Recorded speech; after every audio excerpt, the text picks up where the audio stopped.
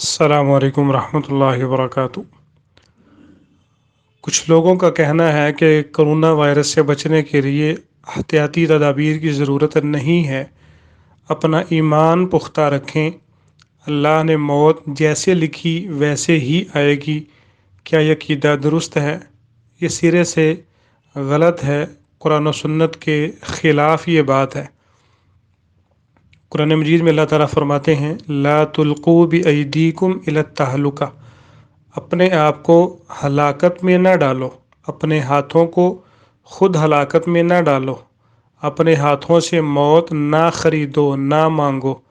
اور نبی علیہ الصلوۃ والسلام نے اسی لیے موت کی تمنا کرنے سے، منہ سے مانگ کر موت لینے سے بھی منع کیا ہے۔ اسی وجہ سے ہی شریعت اسلامیہ نے حکم یہ دیا ہے کہ احتیاطی تدابیر ضرور استعمال کی جائیں۔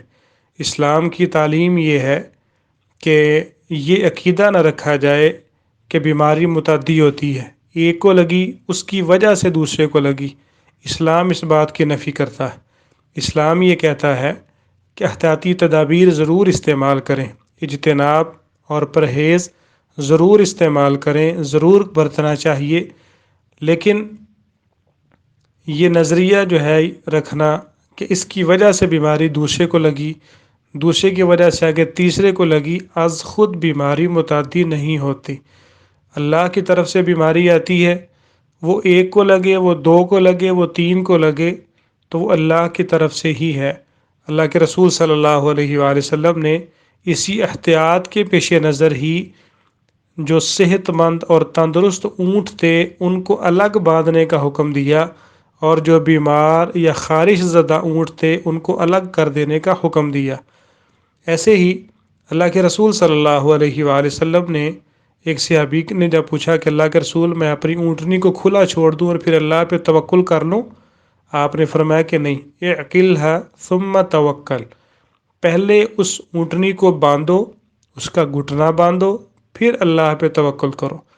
یعنی اپنی طرف سے تو مکمل احتیاطی تدابیر استعمال کرو، رب تعالیٰ نے جو ذرائع اور وسائل دیے ہیں بیماری سے بچنے کے وہ استعمال کرو، اس کے بعد اللہ تعالیٰ پر توکل بھی کرو۔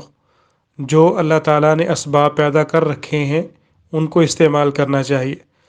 اور یہی حکمت تھی، آپ نے فرمایا کہ جب کسی علاقے میں طاعون کی وبا پھیل جائے تو باہر سے لوگ اس علاقے میں نہ جائیں، اور جو پہلے سے اس علاقے میں موجود ہیں وہ اس علاقے سے باہر نہ نکلیں، اور ان کو وہاں پر ٹھہرے رہنے کی وجہ سے آپ نے فرمایا کہ ان کو اللہ تعالیٰ شہید کا رتبہ عطا فرما دیتے ہیں۔ اگر کوئی فوت ہو جائے تب بھی شہید ہے، اور اگر کوئی زندہ بچ جائے لیکن اس علاقے میں ہی رہے، اس فضا کو برداشت کرے، خوف و ہراس کی وبا کو برداشت کر کے اس میں ٹکا رہتا ہے، اللہ تعالیٰ اس کو بھی شہید کا اجر عطا فرما دیتے ہیں۔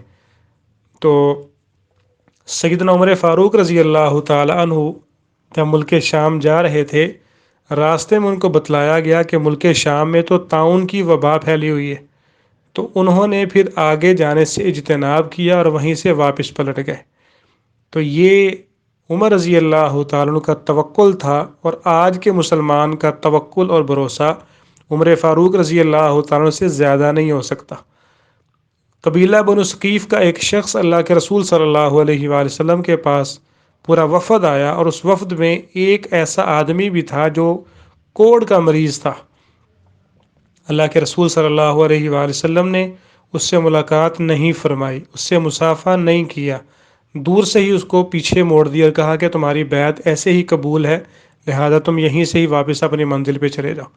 اللہ کے رسول صلی اللہ علیہ وآلہ وسلم نے فرمایا کہ فر من المجذوم فرارک من الاسد، کوڑ والے آدمی سے احتیاطاً ایسے دور رہو جیسے تم شیر سے خوفزدہ ہو کے دور رہتے ہو۔ تو یہ ساری دلائل اس بات پر دلالت کرتے ہیں کہ اسلام احتیاطی تدابیر استعمال کرنے کے بعد یہ کہتا ہے کہ اللہ پر توکل کریں۔